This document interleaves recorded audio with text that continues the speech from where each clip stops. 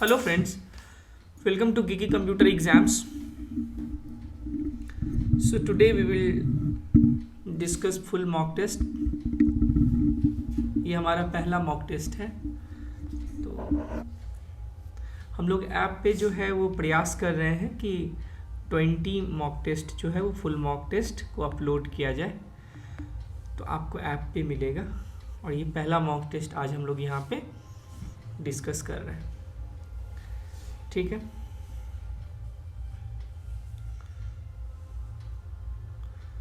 For MCQs lecture video और PDF you can download our Geeky Banker app, ठीक है।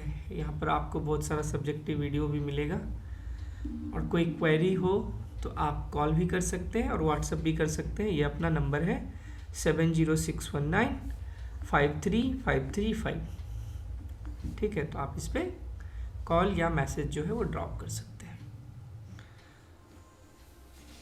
ठीक है। हम लोग स्टार्ट करेंगे।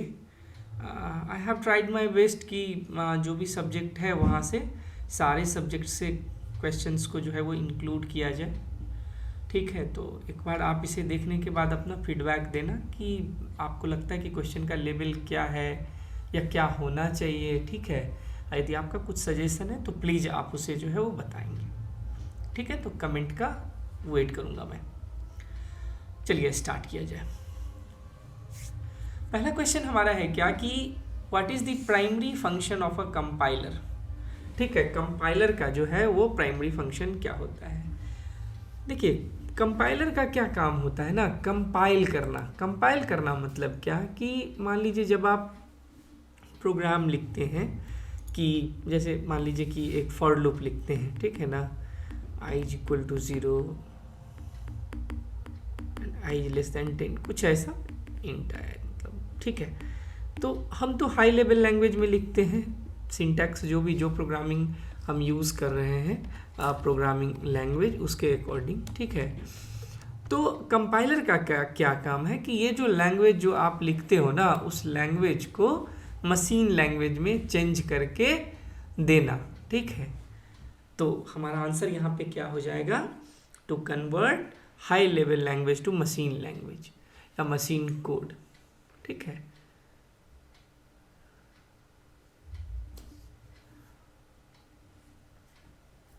दिमाग में ना एक क्वेश्चन आ रहा होगा कि मान लीजिए कंपाइलर आया, तो एक बार इंटरप्रेटर को भी हम लोग डिस्कस कर लेते हैं। देखिए, कंपाइलर क्या करता है कि एक कंपाइलर यदि हम बोले तो translates code from a high level programming language into machine code before the program runs. तो कंपाइलर क्या करता है कि प्रोग्राम को रन करने से पहले, रन होने से पहले मशीन कोड में चेंज करके रख देता है। जबकि इंटरप्रेटर क्या करता है कि जब प्रोग्राम आपका रन करता है तो रन करने के टाइम में ही लाइन बाय लाइन को मशीन कोड में चेंज करता है। लेकिन जो इंटरप्रेटर है, तो इंटरप्रेटर में क्या हो गया कि वो लाइन बाय लाइन होता है, ठीक है। वो क्या होता है, लाइन बाय लाइन होता है, लाइन बाय लाइन। जबकि आपका कंपाइलर क्या करता है, सारा प्रोग्राम को एक साथ ही मशीन कोड में चेंज करके प्रोग्राम को रन करने से पहले ही जो है उसको चेंज करके रख देता है। तो ये जो है हमारा मेन डिफरेंस है कंपाइलर और इंटरप्रेटर में।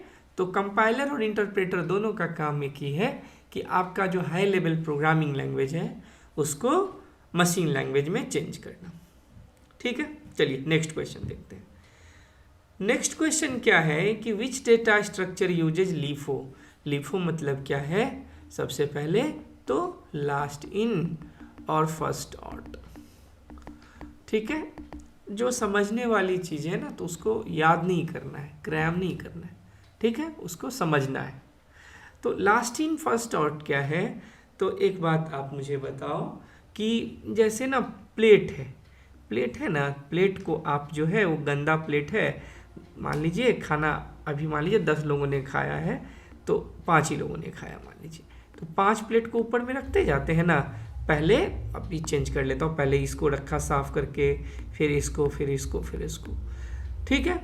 लेकिन जब आप यूज़ करोगे इसे, मान लीजिए जब फिर से उस 5 आदमी को खाना है तो पहले किसको यूज़ करेंगे, तो पहले ये वाला यूज होगा, ये वाला यूज होगा, ये वाला यूज होगा, ये यानी जो लास्ट में आपने ऊपर में रखा था ना ये, तो वो वाला यूज होता है पहले।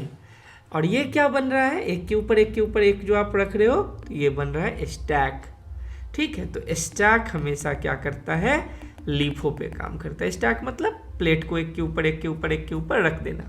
तो क्या हो रहा है कि जिसको सबसे लास्ट में आपने वॉश किया है, ठीक है, तो लेकिन यूज करने के टाइम में जो है वो सबसे पहले आप उसको करोगे, यानी इसको जो लास्ट में रखा था ना 5 वाले को, तो इसको हम सबसे पहले यूज़ करेंगे। तो यानी जो लास्ट में आया था वो पहले आउट होगा, लास्ट इन फर्स्ट आउट, ये वाला। तो ये हमारा डेटा स्ट्रक्चर कौन जो लीफो को यूज़ करता है, तो वो हो गया हमारा स्टैक। ठीक है, याद रहेगा स्टैक। नेक्स्ट क्वेश्चन आइए। नेक्स्ट क्वेश्चन क्या है कि what is the time complexity of a binary search algorithm in best case. ये याद करना पड़ेगा आपको, एक बार देखेंगे तो याद रहेगा। देखिए, कोई भी जो एल्गोरिदम है तो 2 टाइप का कॉम्प्लेक्सिटी पे हम लोग ध्यान देते हैं। एक तो आपका हो गया टाइम कॉम्प्लेक्सिटी, एक हो गया स्पेस कॉम्प्लेक्सिटी। तो आज के टाइम में क्या है कि स्पेस क्या है, चीप है, तो हम लोग स्पेस कॉम्प्लेक्सिटी पे ध्यान नहीं देते। हमारा मेन कंसर्न होता है टाइम कॉम्प्लेक्सिटी। टाइम कॉम्प्लेक्सिटी की जब हम बात करते हैं तो 3 टाइप का टाइम कॉम्प्लेक्सिटी होता है। एक हो गया आपका क्या, बेस्ट हो गया, एक हो गया आपका वर्स्ट हो गया, और एक आपका हो गया एवरेज हो गया। अब यदि हम बात करें बाइनरी सर्च एल्गोरिदम का, तो बाइनरी सर्च एल्गोरिदम में जो बेस्ट केस होता है वो होता है ऑर्डर ऑफ 1, और वर्स्ट और एवरेज जो है वो दोनों एक ही होता है, ऑर्डर ऑफ log n। ठीक है, तो आप इसको याद करके रखेंगे कि बेस्ट केस हो गया हमारा ऑर्डर ऑफ 1, और वर्स्ट और एवरेज केस जो है वो होता है ऑर्डर ऑफ log n। हमारा यहाँ पे क्वेश्चन क्या पूछ रहा था कि बाइनरी सर्च ट्री एल्गोरिदम में बेस्ट केसेस क्या है, तो बेस्ट केस हो जाएगा ऑर्डर ऑफ 1।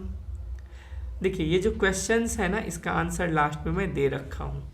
ठीक है, तो जिसके पास भी मतलब ऐप का एक्सेस है तो वो आप लोग डाउनलोड कर सकते हैं। ठीक है, वहाँ से डाउनलोड कर लेना, और एक बार इसको पढ़ने के बाद जब मैं आज कंप्लीट करवा दूंगा तो एक बार खुद से आप अटेम्प्ट करिएगा। और अभी जो ये है ना वो PDF के फॉर्म में मैंने वहाँ पे अपलोड कर दिया हुआ है ऐप में। ठीक है, लेकिन अभी एग्ज़ाम से पहले ही जो है वो हम लोग ट्राई कर रहे हैं कि ये ना मॉक टेस्ट के फॉर्म में ही मिल जाए, जहाँ पे आप अटेम्प्ट कर सको मल्टीपल टाइम्स। ठीक है, ऐसा करके हम लोग ट्राई कर रहे हैं। ठीक है, देखते हैं कि हो पाता है कि नहीं। तो तब तक के लिए आप PDF वहाँ से डाउनलोड करके वहाँ पर जो है वो एक बार टेस्ट ले लें, फिर आंसर आप बाद में मैच कर लेना, ये भी आप कर सकते हो। ठीक है, तो बाइनरी सर्च एल्गोरिदम में जो बेस्ट केस है वो क्या है, ऑर्डर ऑफ 1 है, और वर्स्ट और एवरेज क्या होता है, ऑर्डर ऑफ log n होता है। ठीक है, ये याद रहेगा। आइए नेक्स्ट देखते हैं। नेक्स्ट क्या है, which of the following sorting algorithm is not stable. अच्छा, एक बात बताइए, स्टेबल क्या होता है। देखिए, सॉर्टिंग में स्टेबल वैसे सॉर्ट को हम लोग बोलेंगे स्टेबल सॉर्ट है ये, जिसमें क्या है कि मान लीजिए कोई 2 एलिमेंट जो है यदि उसमें इक्वल है, 2 एलिमेंट इक्वल है, तो जो उसका इनपुट ऑर्डर है ना, मान लीजिए इनपुट ऑर्डर जो है मतलब कि सॉर्टिंग से पहले जहाँ पे वो इक्वल एलिमेंट्स था, तो सॉर्टिंग के बाद भी उसका ऑर्डर चेंज नहीं होगा। मतलब हम ये बोलेंगे कि it preserve the order of equal element in the input. ठीक है, तो ये क्या करता है कि ऑर्डर को प्रिजर्व करके रखता है। स्टेबल सॉर्ट जो भी है वो ऑर्डर को प्रिजर्व करके रखता है फॉर इक्वल एलिमेंट्स। मान लीजिए कि मैं सॉर्ट करने के लिए आपको दिया 2 मान लीजिए, मैं मतलब आपको बताने के लिए ऐसा लिख रहा हूँ 5 7 मान लीजिए 9। तो मान के चलिए ना कि ये दोनों का ऑर्डर जो है, ये जैसे इक्वल एलिमेंट है ये दोनों, ठीक है, तो ये कहीं भी रहेगा ना तो इसका यही रहेगा, ये दोनों साथ ही रहेंगे ऐसे ही। ठीक है, तो स्टेबल जो हमारा एल्गोरिदम है, ठीक है, जो हमारा सॉर्टिंग एल्गोरिदम है, स्टेबल कौन कौन सा होता है, तो 3 सॉर्ट है जो स्टेबल माना जाता है। एक आपका हो गया क्विक, एक आपका होता है हीप, और एक आपका होता है सिलेक्शन। ये तीनों को जो है मतलब ये नहीं है, सॉरी, ये नॉट स्टेबल, तो ये जो स्टेबल नहीं है मैं उसका लिख रहा हूँ। ये तीनों स्टेबल नहीं होते हैं। तो आपका क्वेश्चन भी यही पूछा जा रहा है कि विच of the following sorting algorithm is not stable, कौन सा स्टेबल नहीं है। तो आंसर तो चलिए क्विक निकल गया, लेकिन हिप और सिलेक्शन ये दोनों सॉर्ट भी जो है वो स्टेबल नहीं है। टोटल 3 स्टेबल नहीं है, क्विक, हिप और सिलेक्शन सॉर्ट। ठीक है, तो आंसर में चूंकि ऑप्शन में ये दोनों नहीं है, सिर्फ यही क्विक ही है, तो हमारा आंसर क्विक हो जाएगा। ठीक है, तो स्टेबल सॉर्ट कौन नहीं है, तो क्विक, हिप और सिलेक्शन तीनों नहीं होता है, क्विक हमारा आंसर हो गया। आइए अब नेक्स्ट देखते हैं, what is the purpose of div tag in HTML। देखिए अब क्या है कि आप लोगों ने थोड़ा सा भी यदि HTML में भी कोडिंग किया होगा तो div का यूज़ किस लिए करते हैं। जैसे नहीं है कि मान लीजिए एक पेज है तो हमको कुछ div बनाते हैं ना कि इतना में कुछ और करना है, इसमें कुछ और करना है, बीच में ऐसे छोड़ना है, यहाँ पे कुछ और करना है। तो टोटल इसमें कितने सेक्शन दिख रहे हैं आपको, 1 2 3 4 5 है ना, 5 सेक्शन बन रहे हैं ये, तो मिनिमम 5 div इसमें होंगे। यानी ये मान लीजिए ये आपका ना, ये आप पूरा का पूरा पेज था, उसमें आप डिवीजन क्रिएट कर रहे हो, तो डिवीजन क्रिएट करने के लिए हम लोग div टैग का यूज़ करते हैं। ठीक है, डिवीजन करने के लिए, सेक्शन बनाने के लिए, आप जैसे समझो। तो div टैग इन HTML का पर्पस जो है वो क्या है, तो आंसर हमारा हो जाएगा to create a division in the document. याद रहेगा, to create a division in the document. Next क्या है, in object oriented programming what is a class. Class क्या है, देखिए क्लास ना क्या है, एक ब्लूप्रिंट है, एक प्लान है जिसके अकॉर्डिंग आप ऑब्जेक्ट बनाते हो, यही है ना। मान लीजिए कि आप कोई प्रोजेक्ट बना रहे हैं, ठीक है, तो उसमें मान लीजिए एम्प्लॉई आपका जो है वो एक एंटिटी है। तो जनरली जो एंटिटी होता है तो टेबल उसी का बनता है। तो एम्प्लॉय का आप टेबल बनाओगे ना, एम्प्लॉय का टेबल बनाओगे तो एक क्लास होगा। डोमेन मॉडलिंग भी बोलते हैं हम इसको। डोमेन मॉडलिंग करेंगे ना तो एम्प्लॉय का मान लीजिए कि नेम हो जाएगा, एज हो जाएगा, कंपनी हो जाएगा, और भी बहुत सारे एट्रीब्यूट हो सकते हैं। तो ये क्लास है। अब मान लीजिए कि एम्प्लॉय का क्लास जब बना लिया, तो अब मान लीजिए कोई ABC एम्प्लॉय है, तो ये एम्प्लॉय ABC एम्प्लॉय है, तो ये सारा एट्रीब्यूट जो है वो इसमें आ जाएगा। मान लीजिए हम कोई बनाएंगे एम्प्लॉय का क्लास, तो ये लिखेंगे ना एम्प्लॉय, एक ABC एम्प्लॉय बनाए, न्यू एम्प्लॉय, ऐसा करके बनाते हैं। तो मतलब क्या कि क्लास क्या है, ये क्लास बनाया ना एम्प्लॉय क्लास। अब एम्प्लॉय क्लास से आप बहुत सारा और बना सकते हो, डिफरेंट डिफरेंट एम्प्लॉय हम बना सकते हैं इसका ऑब्जेक्ट बना करके। ठीक है, तो व्हाट इज क्लास, क्लास क्या है, तो क्लास हमारा हो गया कि ये एक जो है वो ब्लूप्रिंट है फॉर क्रिएटिंग ऑब्जेक्ट्स। ठीक है, फॉर ब्लूप्रिंट है जो ऑब्जेक्ट क्रिएट करने के लिए यूज होता है। ठीक है, याद रहेगा। नेक्स्ट आइए, नेक्स्ट क्या है हमारा, अच्छा ये एक हमारा क्वेश्चन है, इसको देख लीजिए एक बार। देखिए क्वेश्चन क्या है, ये सब है मेनली हमारा इतना, ये हमारा जो सरोकार है वो इतने से। देखिए जो अर्थमेटिक ऑपरेटर है, ठीक है, उसका क्या होता है, प्रेसिडेंस तो सेम ही होता है। ये जो एग्जीक्यूशन होता है वो होता है right to left, right to left है। तो यहाँ पर क्या हो जाएगा कि मान लीजिए जो आपका एक्सप्रेशन है वो यही है ना, 2 × 2, ये ऐसे होगा राइट टू लेफ्ट। ठीक है, ये ऐसे चलेगा। तो पहले क्या होगा, ये 2 × 2 4 + 5 = 9, आंसर हमारा 9 हो जाएगा। समझ में आया आपको। एक बार आप लोग एक काम करना, प्रेसिडेंस जरूर एक बार देख लीजिएगा। ठीक है, उससे क्वेश्चंस आएंगे। ठीक है, प्रेसिडेंस ऑफ ऑपरेटर देख लीजिएगा एक बार, और फिर एग्जीक्यूशन, यदि प्रेसिडेंस सेम है तो एग्जीक्यूशन लेफ्ट टू राइट है या राइट टू लेफ्ट है, क्या है, तो ये दोनों चीज़ एक बार प्रेसिडेंस देख लीजिएगा और एक बार एग्जीक्यूशन का ऑर्डर देख लीजिएगा। और ठीक है, एग्जीक्यूशन कहाँ से कहाँ, राइट टू लेफ्ट है या लेफ्ट टू राइट है। ठीक है, तो ये कैसे यूज हुआ कि यहाँ पे राइट टू लेफ्ट होता है, चूंकि प्रेसिडेंस इसका सेम होता है। तो 2 × 2 4 हो गया, +5 मतलब 9 हमारा आंसर हो गया। ठीक है, नेक्स्ट आइए। नेक्स्ट क्या है, which of the following is not a valid variable name in Python. देखिए पाइथन में क्या होता है ना कि आपका जो वेरिएबल का नेम है वो कभी भी नंबर से स्टार्ट नहीं होगा। मान लीजिए मैं लिख दूँ 2 ABC 3 XYZ, मान लीजिए कुछ भी 1 राम ऐसा नहीं लिख सकते, नंबर पहले जो है वो नहीं आएगा, नहीं तो वो इनवैलिड हो जाएगा। तो कौन सा नहीं वैलिड है, तो जहाँ पे नंबर है वही होगा। तो आंसर हमारा हो जाएगा बी, ये वाला। ठीक है, 8 का बी हमारा आंसर हो जाएगा। मतलब variable name can't start with a number in Python, that's why the 1st_var is invalid, not a valid, तो ये वाला हो जाएगा। ठीक है, आइए नेक्स्ट क्वेश्चन देखते हैं। नेक्स्ट क्वेश्चन हमारा क्या है, in which layer of the OSI model does routing occur. तो रॉटिंग तो हम सब जानते हैं कि रॉटिंग कहाँ पे होता है, तो नेटवर्क लेयर काम करता है। ठीक है, एक नेटवर्क से दूसरे नेटवर्क में पहुंचा देगा, फिर ट्रांसपोर्ट लेयर पोर्ट से पोर्ट डिलीवरी करता रहेगा। तो ठीक है, नेटवर्क लेयर हो गया। देखिए, मैं जब भी OSI मॉडल को डील करता हूँ तो 2-3 बातें बताता हूँ कि जब भी प्रोटोकॉल आ जाए, तो प्रोटोकॉल जब भी आ जाए ना, तो 2-3 इसमें चीज़ें देखो कि ये प्रोटोकॉल जो है वो पोर्ट नंबर क्या है, इसका किस लेयर पे काम करता है और क्या काम करता है, ये 3 चीज़ देखो। अब मान लीजिए नेटवर्क लेयर आ गया है, तो 2-3 चीज़ यहाँ देख लेते हैं। एक किया कि नेटवर्क लेयर पे जो है वो कौन कौन सा प्रोटोकॉल काम करता है, तो ARP हो गया, एक होता है RARP, एक होता है IP या फिर IPsec, ICMP हो गया, IGMP हो गया। ये सारा नेटवर्क लेयर पे प्रोटोकॉल यूज़ होता है। एक तो ये याद रखना है हम लोगों को, और नेटवर्क लेयर का काम क्या है, राउटिंग करना है। इसके लिए इतना ही पढ़ते हैं। ठीक है, कि नेटवर्क लेयर में ये हमारा होता है।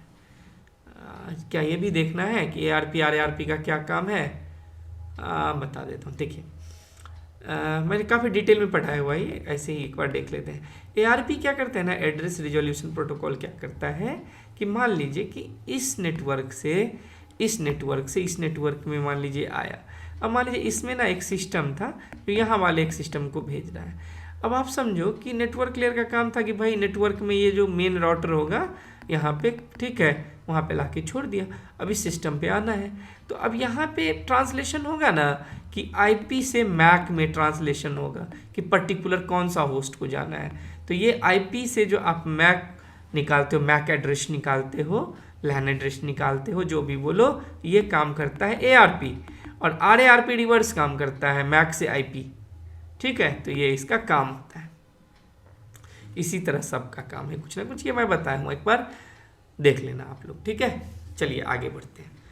नेक्स्ट क्या है, what does the following code snippet print. ये कोड स्निपेट जो है वो क्या प्रिंट करेगा। अच्छा, एक बात बताओ, ये जो है ये क्या है, ये तो डिवीजन ऑपरेटर है। अब मैं आप को एक बात बताता हूँ, मान लीजिए A बराबर लिख लिया 10, B बराबर लिख लिया 3। अब मैं यदि ऐसे करता हूँ A डिवीजन ऑपरेटर B, तो क्या आंसर आएगा। देखिए ये काम कैसे करता है कि A डिवीजन बाई B है, यानी 10 डिवीजन बाई 3 है, तो 3 से 10 में डिवाइड करिए, 3 3 जा 9, एक रिमाइंडर हुआ, तो ये आंसर हो जाएगा ये यहाँ पे। तो यहाँ पे A डिवाइडेड बाई 3 हो जाएगा। यही हम यहाँ पे लिखते A रिमाइंडर ऑपरेटर B, तो ये कितना रिमाइंडर कितना बच रहा था 1, तो 1 हो जाता। अब आइए, अब जो हमारा एक्चुअल प्रॉब्लम है उसको डील करते हैं। यहाँ पे A बराबर है 5, B बराबर है 2 और A डिवाइडेड B पूछ रहा है, तो ये हो जाएगा यानी 5 डिवाइडेड बाई 2, 2 से 5 में करेंगे, 2 2 जा 4, 1, तो हमारा डिवीजन ऑपरेटर 2 रिटर्न करेगा। तो आंसर हमारा जो है यहाँ पर क्या हो जाएगा, ये तो B हो जाएगा। यदि यहीं पे मैं पूछता कि A बराबर B और A बराबर 5, B बराबर 2 है, आप मुझे रिमाइंडर ऑपरेटर निकालो, A रिमाइंडर ऑपरेटर B, तो क्या हो जाता 1, ये 1 था ना रिमाइंडर, तो 1 आंसर हो जाता। तो आई होप कि ये समझ में आ गया होगा, काफ़ी इजी है, कुछ था नहीं इसमें। ठीक है, चलिए आगे बढ़ते हैं। नेक्स्ट क्या है, which of the following is a non volatile memory. Non volatile, volatile क्या होता है। देखिए वोलाटाइल क्या है ना, नॉन वोलाटाइल और वोलाटाइल में क्या अंतर है कि वोलाटाइल हुआ क्या कि जब तक प्रोग्राम रन कर रहा है तो उसमें रहेगा, मेमोरी में उसको रखा जाएगा स्टोर करके वहाँ पे, और जैसे ही मान लीजिए प्रोग्राम एग्जीक्यूशन खत्म हो गया तो वहाँ पे कुछ रहेगा नहीं। तो नॉन वोलाटाइल कौन होगा? जो रैम वाला पार्ट है, रैम या कैसे, जब तक प्रोग्राम रन कर रहा है, सिस्टम ऑन है, तो इसमें रहेगा इंफॉर्मेशन। जैसे ऑफ तो खत्म, लेकिन हार्ड ड्राइव में तो ऐसा नहीं है। हार्ड ड्राइव में आप एक मूवी मान लो स्टोर करके रखे हुए हो, तो वो क्या है? ऑफलाइन स्टोरेज एक तरीके से है ना। सिस्टम चलाए है, आपका मन है तो उसको प्ले करिए, नहीं मन है तो पड़ा रहेगा। रैम में कब जाता है कोई भी चीज़? जब मान लीजिए कि प्रोसेसर जब किसी डेटा पे काम कर रहा होता है तो वो रैम पे रखता है, ठीक है, रैम के स्टोरेज में वो रखता है, जब उस टाइम पे वो एग्जीक्यूट कर रहा होता है इंस्ट्रक्शन को। तो नॉन वोलाटाइल, तो वो सब वोलाटाइल हो गया। जो ये रैम हो गया, कैशे हो गया, ये वोलाटाइल है। तो नॉन वोलाटाइल कौन है? जो मतलब कि सिस्टम ऑफ भी हो जाए तो कंटेंट सेव ही रहे, ये हो जाएगा हार्ड ड्राइव, ठीक है। नेक्स्ट चाहिए, which protocol is use for sending mail. देखिए, मेल सेंड करने के लिए ना हम लोग एक ही यूज़ करते हुए SMTP, ठीक है। तो जब भी मैं प्रोटोकॉल करता हूँ ना, तो दिमाग में मेरा ना पोर्ट घूमने लगता है। तो SMTP कौन सा पोर्ट यूज़ करता है? 25। तो ये तो सेंड के लिए हो गया। अब रिसीव के लिए भी हम लोग दो प्रोटोकॉल है ना, एक अपना है IMAP है और एक अपना है POP3। अब IMAP कितना यूज़ करता है? ठीक है, IMAP यूज़ करता है 143। अब इसमें भी कभी कभी आपको ना सिक्योर्ड अनसिक्योर्ड नज़र आएगा कि ये 143.993 भी यूज़ करता है। पॉप जो है वो 110 और 995 शायद यूज़ करता है। तो इस पर ध्यान नहीं देना है, आप बस इतना ही पढ़ो कि ये जो है पॉप जो है POP3 ये 110 पे काम करता है, IMAP 143 पे काम करता है, SMTP 25 पोर्ट नंबर पे काम करता है।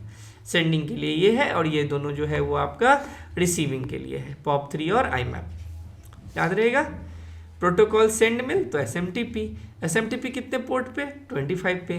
सेंड करने के लिए ये था प्रोटोकॉल, तो रिसीव करने के लिए दो और प्रोटोकॉल है, IMAP और POP3। IMAP रन करता है 143 पे, POP3 करता है 110 पे, ठीक है, याद रहेगा। आइए नेक्स्ट देखते हैं। नेक्स्ट क्या है कि what is the output of the following code snippet. इसका जो है वो आउटपुट क्या होगा? अच्छा, आप एक बात बताओ, ये क्या है? ये टर्नरी ऑपरेटर ही ना है, ऐसे रहता है, ऐसे, मतलब कि मान लीजिए, छोड़िए इसको, मैं आना आपको एक एग्जांपल देता हूँ। x बराबर मैं लिखता हूँ 5 और y बराबर लिखता हूँ 3। अब मैं लिखता हूँ कि y is greater than x, ठीक है, y is greater than x, और मैं यहाँ पे लिख देता हूँ यस और कोलोन एक में लिख देता हूँ नो, बंद कर देता हूँ। अब क्या होगा? ये कंडीशन को पहले चेक करेगा कि y is greater than x। बताइए, तो y is greater than x ये तो नहीं है, गलत है, तो ये आ जाएगा यहाँ पे, ठीक है। और यदि सही रहता तो आता यहाँ पे, यानी ये कंडीशन यदि सही होगा तो नेक्स्ट में जो भी देंगे ना, इसके बाद ये वाला जो है, इसके बाद जो होगा वो एग्जीक्यूट हो जाएगा, नहीं तो ये वाला एग्जीक्यूट होगा। अब मान लीजिए इसको इफ एल्स में लिखते तो दो इफ एल्स लगाना पड़ता। टर्नरी का यही खूबसूरती है कि आप ऐसे ही ये जो है वो एक लाइन में ही आप लिख दोगे, ठीक है। तो अब यहाँ पे क्या था कि y is greater than x, ये तो फॉल्स है तो आंसर नो। अब यदि ये सही रहता तो यस प्रिंट होता। अब यहाँ आ जाइए जो हमारा एक्चुअल क्वेश्चन था, x बराबर 5। अब हम x को कंपैरिजन कर रहे हैं, क्या x जो है वो डबल इक्वल टू मतलब कि वो 5 के बराबर है कि नहीं? आंसर तो ट्रू है ना, ये तो 5 ही है ना, x का वैल्यू 5 के बराबर है, ट्रू हो गया, तो यानी ये वाला एग्जीक्यूट होगा। यदि ये 3 रहता, अब हम तब लिखते कि x इज इक्वल टू 5, तब तो ये फॉल्स हो जाता, तो ये वाला एग्जीक्यूट होता। अब लेकिन हमारा जो अभी के हिसाब से है तो कौन एग्जीक्यूट होगा? x इज इक्वल टू 5 तो सही है, तो ये एग्जीक्यूट होगा, आंसर हमारा ए हो जाएगा, ठीक है, समझ में आ गया। आइए आगे देखते हैं। नेक्स्ट हमारा क्या है, in database what does acid stand for. Acid का जो है वो क्या मतलब है? देखिए, एसिड प्रॉपर्टी ना जनरली ट्रांजैक्शन के लिए यूज होता है। आप लोगों को हम पढ़ाए होंगे कि उसका प्रॉपर्टी है ये 4, atomicity, consistency, isolation and durability, ठीक है। ये हमारा ए वाला हो जाएगा, ये भी आप याद रख सकते हो, ठीक है। अब ये तो मैं आपको कई बार बताया हुआ हूँ। एटोमिसिटी है कि या तो एक होगा, मान लीजिए ट्रांजैक्शन में डिफरेंट जो है वो प्रोसेस रन करता है, या तो सारे प्रोसेस सक्सीड होंगे या कोई सा भी नहीं, ठीक है। और कंसिस्टेंसी है, ठीक है, कि डेटाबेस एक कंसिस्टेंट स्टेट से दूसरे कंसिस्टेंट स्टेट में जाता है। आइसोलेशन क्या है कि चूंकि एक साथ मान लीजिए हजारों ट्रांजेक्शन चल सकते हैं साइमल्टेनियसली, बहुत सारा चलता है, तो हर ट्रांजेक्शन जो है वो आइसोलेशन में रहता है, उसको दूसरे से कोई मतलब नहीं है। ड्यूरेबिलिटी मतलब हो गया कि जो भी आप कर रहे हो ट्रांजेक्शन, मतलब जो भी आपका प्रोसेस रन कर रहा है वो सेव्ड हो, ठीक है ना, जो भी आप कर रहे हैं वो डेटाबेस में परसिस्टेंट रहे, सेव्ड हो जाए, ठीक है।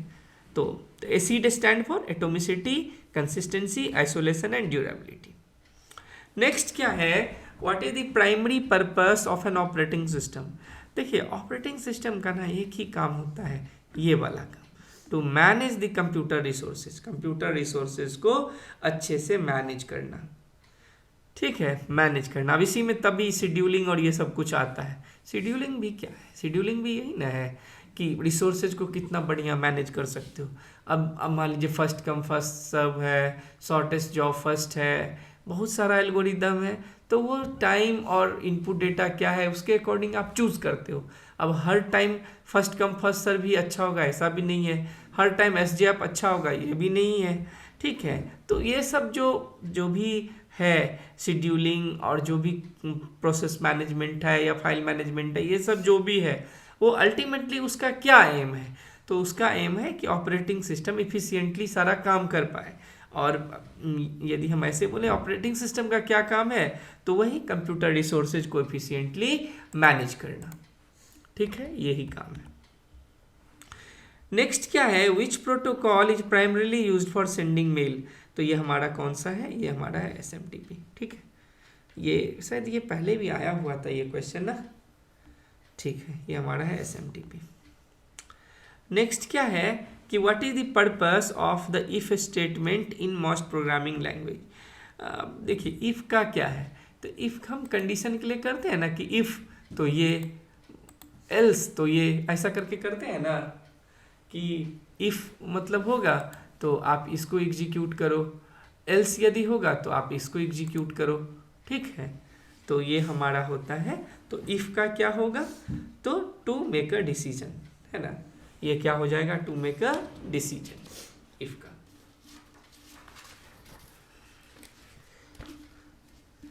ठीक है। नेक्स्ट क्या है, in which data structure are elements added to the rear and remove from the front. Rear मतलब हो गया बैक, ठीक है ना, ऐसा नहीं, नाम थोड़ा सा अजीब लग रहा है, तो चूंकि आप कंप्यूटर बैकग्राउंड वाले हैं, साइंस वाले, तो बुक में जहाँ भी पढ़ा होगा ना आपने, तो सब में रियर और फ्रंट ही यूज़ करते हैं, फ्रंट मतलब फ्रंट, रियर मतलब बैक। अब क्या है कि वैसा कौन सा डेटा स्ट्रक्चर है कि जिसमें क्या होता है कि रेयर एंड पे ऐड करते हैं और फ्रंट से रिमूव करते हैं, तो वो तो एक ही चीज़ है। मान लीजिए कि ये आपका टिकट काउंटर है, टिकट काउंटर पे अब मान लीजिए ना ये पहला वाला बंदा गया यहाँ पे, दूसरा वाला बंदा, तीसरा वाला बंदा, चौथा बंदा, फिफ्थ बंदा, ये खड़ा है लाइन में सबको। अब टिकट यहाँ पे जो है वो टिकट जो भी इशू करते हैं वो आ गए, वो जब आ गए तो अब क्या है कि 1 वाला पहले आया ये निकल जाएगा, 2 भी निकलेगा, 3, अब छठा जब आएगा तो वो क्या पीछे से ऐड हो जाएगा, यानी पीछे से ऐड हो रहा है और आगे से निकल रहा है, यानी रेयर एंड से जो है यहाँ से क्या हो रहा है, ऐड हो रहा है। यहाँ पे अब 6th आ गया और ये निकल गया, ये निकल गया, ये निकल गया, और फ्रंट से निकल रहा है, रिमूव हो रहा है, तो ये किस में हो गया, क्यू में हुआ ना, ये क्यू ही न है, आदमी लाइन में खड़ा था। आंसर हमारा हो जाएगा 18 का बी। समझ में आया आप लोगों को, है ना, समझ में आया होगा। आइए आगे। अब क्या है कि what is the default port number for HTTP। तो HTTP का जो पोर्ट नंबर है वो होता है 80, आप लोगों को पता है, लेकिन जो HTTPS है उसका पोर्ट नंबर क्या होता है, वो होता है 143, याद रखना है, वो क्या होता है 143, वो होता है 143, ठीक है। नेक्स्ट क्या है, what is the term for an error in a computer language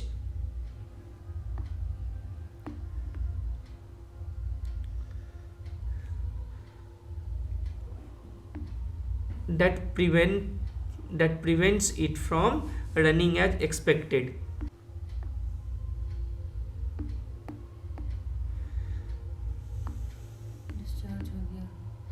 charge करते हैं।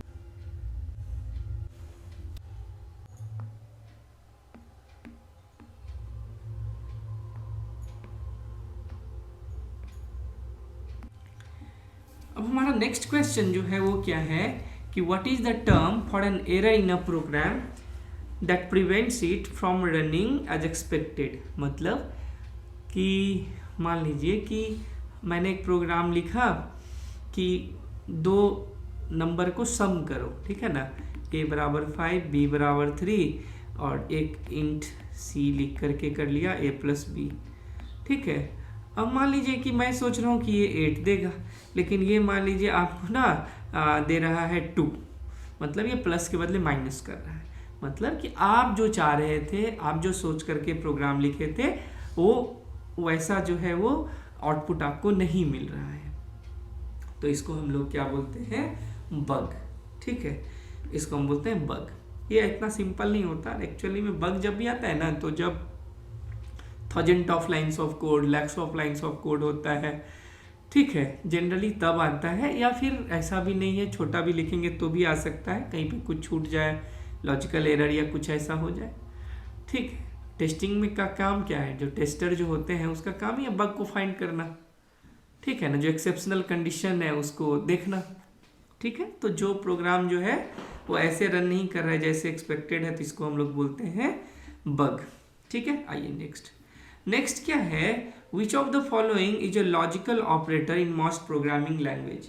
देखिए, मोस्ट प्रोग्रामिंग लैंग्वेज में लॉजिकल ऑपरेटर 3 ही होता है। ये हो गया एंड ऑपरेटर, ठीक है, एक होता है डबल वाला, ये हो गया और ऑपरेटर, और ये आपका हो गया नोट ऑपरेटर। तो यही 3 होता है लॉजिकल ऑपरेटर। तो अब logical operator which of the, तो हमारा ये हो जाएगा लॉजिकल ऑपरेटर, ठीक है। Next, which sorting algorithm is considered the fastest in practice for most real world data। तो रियल वर्ल्ड डेटा के लिए जब डेटाबेस का साइज बड़ा हो तो सबसे इफिशियंट होता है, तो वो होता है क्विक सॉर्ट। ये याद रखना है, इंपॉर्टेंट है ये। Consider the fastest practice for most real world data, तो दिस इज क्विक सॉर्ट, ठीक है। नेक्स्ट क्या है, what is the main difference between a class and an object in object oriented programming language. इसमें जो है वो दोनों में क्या है, तो देखिए क्लास क्या है, मैं अभी कुछ देर पहले आपको बता रहा था कि एक एम्प्लॉय क्लास मैंने बना लिया। अब क्या है कि एम्प्लॉय क्लास तो बना लिया, अब मान लीजिए कि मैं इसका ना एक ऑब्जेक्ट बनाता हूँ। मैं जावा का सिंटैक्स लिख रहा हूँ, तो एम्प्लॉय मैं मान लीजिए मैंने यहाँ लिख लिया कि ABC इक्वल टू न्यू, और ये मान लीजिए एम्प्लॉय, और ये हो गया। तो ये पर्टिकुलर ABC आपने एक बनाया ना, तो ये तो ऑब्जेक्ट हो गया। तो ये क्या है, ये एम्प्लॉय क्लास जो है इसका एक इंस्टेंस है, इसका एक इंस्टेंस है। यानी एम्प्लॉय तो टेम्पलेट हो गया, एक टेम्पलेट सांचा यदि आपके पास हो तो उस सांचा के बेस पे कितना भी आप बना सकते हो डाल के, है ना, सांचा। तो क्लास जो है वो क्या होता है, एक टेम्पलेट है, और ऑब्जेक्ट क्या है, उसका एक इंस्टेंस है। जैसे हमने यहाँ पे ये इंस्टेंस बनाया, ये जो हमारा है ये एक इंस्टेंस है। तो क्लास क्या है, एक टेम्पलेट है, ऑब्जेक्ट क्या है, उस क्लास का एक इंस्टेंस है, ठीक है। आइए नेक्स्ट देखते हैं, विच of the following is not a type of computer network. इसमें से तो कंप्यूटर नेटवर्क की ये बात कर रहा है यहाँ पे। तो हम लोग सब जानते हैं, बचपन से पढ़ रहे होंगे आप लोग कि लैन, वैन और मैन होता है, मेट्रोपॉलिटन, वाइड एरिया और लोकल एरिया, है ना। Local area network, wide area network, metropolitan area network. लेकिन बैन तो कुछ नहीं होता, ये बांग्लादेश टाइप का लग रहा है, ये ऐसा तो कुछ होता नहीं है। तो not a type of computer network, तो डी हो जाएगा, ठीक है। नेक्स्ट देखिए, नेक्स्ट क्या है, in HTML which tag is use to create a hyperlink. तो उसके लिए ना हम लोग ये एंकर टैग ये यूज करते हैं। कभी आपने यूज किया है? देखिए, आप लोगों ने यदि छोटा सा एक भी कभी HTML पेज भी बनाया होगा, जो डेवलप कर रहे होंगे उनका तो नहीं, लेकिन मान लीजिए यदि थोड़ा सा भी कुछ काम किया होगा ना, तो एंकर का यूज़ किया होगा। कुछ ऐसा बनाते हैं ना, उनकी मैं सिंटैक्स लिखता हूँ, लिखते ना A और यहाँ पे लिख दिया href इक्वल टू कुछ भी, मान लीजिए google.com, ठीक है, google.com, ठीक है, और इसको जो है बंद कर दिए और यहाँ पे लिख दिए ओपन गूगल, ओपन गूगल, ठीक है, और यहाँ पे एंकर को बंद किया।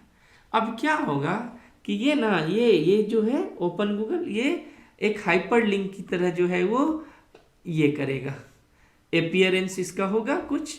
अब जब आप क्लिक करोगे इसके ऊपर तो ये google.com को खोलने का प्रयास करेगा। जैसे आप क्लिक करेंगे तो ब्राउजर में google.com आ जाएगा, ठीक है। तो ये जो हाइपर लिंक हम लोग बनाते हैं वो ए टैग से कैसे यूज करते हैं तो बताया मैंने। href में डाल दीजिए जिस लिंक को ओपन करना है, लिंक का नाम क्या है वो यहाँ डाल दिया और फिर इसको क्लोज कर दिया, ये एक हाइपर लिंक बन गया, है ना। नेक्स्ट देखिए, नेक्स्ट क्या है, what is encapsulation in object oriented programming. देखिए ऑब्जेक्ट ओरिएंटेड प्रोग्रामिंग की यदि हम बात करें तो 3-4 कॉन्सेप्ट जो है वो मेन है। इसमें होता है पॉलीमॉर्फिज्म होता है, उसके बाद इनकैप्सुलेशन होता है, जो मेन है, जो ऑब्जेक्ट ओरिएंटेड प्रोग्रामिंग का पिलर्स है। इसके बाद एब्स्ट्रैक्शन हो गया, तो ये सब इसका है। चलिए आज अभी हम लोग बस इनकैप्सुलेशन को डिस्कस करेंगे। इनकैप्सुलेशन मतलब हो गया क्या, जैसे आपका एक कैप्सूल होता है, खाने वाला कैप्सूल, टैबलेट होता है ना, ये ऐसा रहता है ना, इसमें कुछ कुछ भरा रहता है। कभी कभी देखेंगे 2 पार्ट में ये डिवाइड भी रहता है, ठीक है, इधर कुछ अलग कलर, इधर कुछ अलग कलर, कलर कोडिंग जो भी हो। तो इनकैप्सुलेशन में क्या होता है कि इसमें डेटा और उस पर काम करने के लिए मेथड, जिससे वो डेटा एक्सेस हो, तो डेटा और मेथड को कैप्सूल बना दिया, तो यही होता है इनकैप्सुलेशन। तो हमारा आंसर यहाँ पे क्या हो जाएगा कि द बाइंडिंग ऑफ, ठीक है। तो क्या है हमारा कि इनकैप्सुलेशन समझ में आ गया क्या कि the binding of data and method that manipulated, मतलब जो डेटा और मेथड को बाइंड कर लेते हैं, मेथड जो है उस डेटा पे काम करता है, यानी उस डेटा को एक्सेस करने के लिए जो मेथड है दोनों को मिला के एक कैप्सूल बना दिया, दैट इज इनकैप्सुलेशन, ठीक है। आगे देखिए, नेक्स्ट क्या है, which of the following is a valid IPv4 address.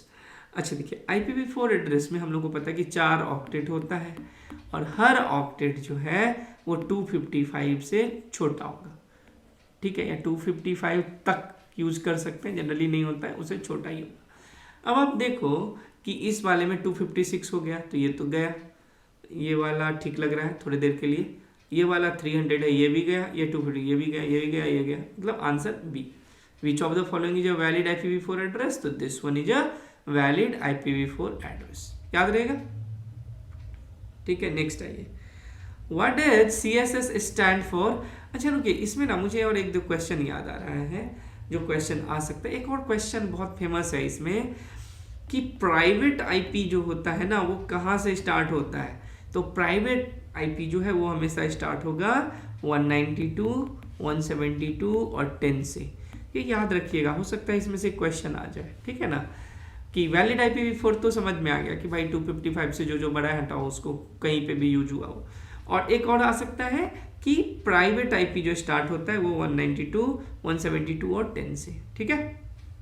Next, what does CSS stands for in web development. Web development में CSS का क्या मतलब है, तो ये तो सब जानते हैं, कैस्केडिंग स्टाइल शीट, हमारा बी जो है वो आंसर हो गया। लेकिन इसमें ना 1-2 क्वेश्चन और मेरे दिमाग में आ रहा कि जैसे ना CSS आप देखेंगे तो वैसे 3 टाइप का होता है ना। एक होता है आपका इनलाइन CSS, एक इनलाइन CSS हो गया, एक जो है वो एक्सटर्नल CSS हो गया, ठीक है, और एक जो है वो हमारा एक हो गया इनलाइन, एक हो गया एक्सटर्नल, और एक होता है इंटरनल या एम्बेडेड, इंटरनल या एम्बेडेड, ठीक है। तो ये 3 टाइप के जो है वो CSS है, ठीक है, 3 टाइप के CSS होते हैं। CSS का full form cascading style sheet. In which layer of OSI model do switches operate, तो स्विचेज जो ऑपरेट करता है वो मेनली करता है डेटा लिंक लेयर में। डेटा लिंक लेयर का यदि हम OSI मॉडल की बात करें तो क्या काम है, तो इसका काम है फ्रेमिंग का काम है, ठीक है, फ्रेमिंग या फिर पैकेट को क्रिएट करना, क्योंकि फिजिकल में तो बिट बाय बिट होता है, फिजिकल लेयर जो है डेटा लिंक लेयर में फ्रेमिंग और it creates packet, mainly framing याद रखिए, छोड़िए, बस क्रिएट पैकेट। ठीक है, नेक्स्ट हमारा क्या है, what is the main purpose of a firewall in a computer network. तो ये तो आसान है, ये फायरवॉल क्या करता है, मान लीजिए कि देखिए फायरवॉल क्या है ना कि फायरवॉल दो टाइप का होता है, आप लोग जानते हैं, सॉफ्टवेयर भी और हार्डवेयर भी, आपके सिस्टम में भी फायरवॉल होगा। अब जैसे जो हार्डवेयर फायरवॉल है तो वो जनरली क्या है कि मान लीजिए एक नेटवर्क है ना, तो वहाँ यहाँ पे लगाया जाता है। ठीक है, हम यहाँ पे लगाते हैं। अब इसका रूल उस हिसाब से सेट करते हैं, जिस टाइप का ऑर्गेनाइजेशन है तो इसके हिसाब से हम इसमें अपना रूल सेट करते हैं, पैरामीटर डिसाइड करते हैं, कौन सा ट्रैफिक को इन करने देना है, क्या क्या देखना है उस ट्रैफिक में, जहाँ भी ये पैकेट में ये कुछ मिले तो उसको वहीं पे ब्लॉक कर दो, इस टाइप का कुछ हम लोग देखते हैं। तो मेन काम क्या होता है, तो to protect against unauthorized access, यही ना मेन है फायरवॉल का काम, कि ये अनऑथोराइज्ड एक्सेस को प्रोटेक्ट करता है। नेक्स्ट क्या है, which of the following is an example of interpreted language. देखिए जब भी हम इंटरप्रेटेड लैंग्वेज की बात करते हैं, ठीक है, तो 3-4 जो मेन है, PHP हो गया, अडोबी भी है, पाइथन हो गया आपका, उसके बाद जावा स्क्रिप्ट हो गया। ठीक है, जावा स्क्रिप्ट हो गया। तो ये 4 जो है वो क्या है, इंटरप्रेटेड लैंग्वेज है। यहाँ पर हमारे पास ऑप्शन में क्या है, एक पाइथन बस दिख रहा है, तो हमारा पाइथन जो है वो आंसर हो जाएगा। ठीक है, नेक्स्ट क्या है, in the context of database what does CRUD stand for. मान लीजिए जब भी आप लोग में से भी जब आप प्रोग्रामिंग करना स्टार्ट किए होगे, बिल्कुल स्टार्टिंग में, तो फर्स्ट टाइम जो आप डेटाबेस के साथ कनेक्शन किए होगे, ठीक है, तो आप CRUD करके ही देखे होगे। ठीक है, और CRUD का मतलब क्या होता है, CRUD का मतलब है क्रिएट, रीड, अपडेट, डिलीट, कुछ सेव करके। बहुत अच्छा लगता है ना फर्स्ट टाइम में जब आप कुछ सेव करते हो डेटाबेस में, कि सेव हो गया बटन क्लिक से, अच्छा लगता है। फिर आप रिट्रीव करते हैं कुछ तो अच्छा लगता है। तो ये CRUD है, ये क्या है, क्रिएट, रीड और अपडेट और डिलीट, इसका मतलब ये होता है। ठीक है, आइए नेक्स्ट देखते हैं। नेक्स्ट क्या है, पब्लिक की क्रिप्टोग्राफी जो है वो उसमें RSA, उसमें एल्गोरिदम जो है वो कौन सा है, पब्लिक की एल्गोरिदम कौन सा है। ठीक है, तो इसमें से कौन सा जो है वो पब्लिक की क्रिप्टोग्राफी का एग्जाम्पल है, तो ये हमारा हो जाएगा कौन सा, RSA। एक RSA है और एक और एलिप्टिक होता है, ELLIPTIC। RSA का फुल फॉर्म जो है वो क्या है, रिवेस्ट, समीर एंड देन एडलेमन। ठीक है, एडलेमन ये शॉर्ट नेम है, उसके बेस पे है। और एक होता है एलिप्टिक कर्व क्रिप्टोग्राफी। ठीक है ना, ये दोनों जो है वो क्या है, पब्लिक की क्रिप्टोग्राफी है। ठीक है, आइए नेक्स्ट देखते हैं। नेक्स्ट क्या है, what is a semaphore in the context of operating system. आपको याद होगा हम लोग कुछ दिन पहले ही डिस्कस किए हैं, ऑपरेटिंग सिस्टम वाला मॉक टेस्ट में है सेमाफोर, म्यूटेक्स, कोई और भी था एक। तो ये क्या है ना, डेडलॉक वाले में जो शेयरेबल रिसोर्सेज है तो उसको कौन एक्सेस करेगा, उसके लिए हम लोग ये करते हैं। और सेमाफोर सिग्नलिंग मैकेनिज्म के रूप में यूज होता है, ये रहा ना आंसर, सिग्नलिंग मैकेनिज्म। तो ऑपरेटिंग सिस्टम में वही डेडलॉक जो है वो अकर नहीं हो तो शेयरेबल रिसोर्सेज को रीड राइट कौन करेगा, कैसे करेगा, उसके लिए सिग्नलिंग मैकेनिज्म के रूप में यूज होता है। नेक्स्ट क्या है, which of the following is a no SQL database. तो नो एसक्यूएल में है MongoDB, DynamoDB, यही सब होता है। आंसर MongoDB है तो MongoDB हो जाएगा। ठीक है, दोनों में अंतर है, मतलब अंतर क्या है ना कि रिलेशनल जो भी है, मान लीजिए मेरा ये कोई टेबल है जिसमें 2 कॉलम है, मान लीजिए, तो जब भी आप करोगे ना दोनों का कुछ ना कुछ वैल्यू देना पड़ेगा। और लेकिन नो एसक्यूएल में क्या ना, डॉक्यूमेंट के फॉर्म में ये सेव होता है, की वैल्यू पेयर में, जेसन फॉर्मेट में ही होता है, इसलिए फास्ट भी होता है, की वैल्यू पेयर में होगा। और ऐसा नहीं है, मान लीजिए 5 कॉलम था, 3 में ही यदि वैल्यू दिए 3 ही स्टोर होगा, 2 में कुछ नहीं मिलेगा। ऐसा नहीं कि नल देना ही देना है जैसे RDMS में होता है। ठीक है, तो नो एसक्यूएल डेटाबेस क्या है, MongoDB। नेक्स्ट क्या है, what is the main advantage of using cloud computing. ठीक है, क्लाउड कंप्यूटिंग का सबसे बड़ा एडवांटेज जो है वो क्या है। देखिए क्लाउड कंप्यूटिंग का सबसे बड़ा एडवांटेज है ना, मेनली तो ये है, स्केलेबल और फ्लेक्सिबल होता है, पे पर यूज, और ये कॉन्सेप्ट सब जो है वो सब यूज कर रहा है। इसमें तो वैसे नहीं लिखा है, मेनली क्या है कि मैं जो समझता हूँ कि क्लाउड कंप्यूटिंग में ना आपको इनिशियल कॉस्ट आपको नहीं देना पड़ता है। ठीक है, मान लीजिए आपको कोई वेबसाइट को ये होस्ट करना है, तो आपको इसके लिए सर्वर लेना नहीं है। आप जाइए, AWS में फ्री वाला प्लान भी है, होस्टिंगर बहुत सारा है, बहुत कम पैसे में आपका होस्ट हो जाएगा। उसके लिए ऐसा नहीं कि हाई फाई बड़ा सर्वर आपको लेना है। ठीक है, एक स्टैंडर्ड यदि आप जो है वो रैक सर्वर लेंगे तो 5-10 लाख से कम का नहीं आएगा। लेकिन मैं मिनिमम की बात कर रहा हूँ, मिनिमम। ठीक है, लेकिन ऐसे जो है वो आप जो है वो AWS पे इसमें बहुत मिनिमम खर्च में कर सकते हैं। और क्या है कि आपको एंटिसिपेशन नहीं पता कि आप में ट्रैफिक आएगा कि नहीं, तो भाई ट्रैफिक आएगा तभी आपका चार्ज भी लगेगा। पे पर यूज वाला कॉन्सेप्ट जो है, तो स्केलेबल जो हम बोलते हैं और फ्लेक्सिबल दोनों चीज होता है। तो ये हमारा आंसर हो जाएगा। नेक्स्ट क्या है, which of these is a fundamental concept in object oriented programming.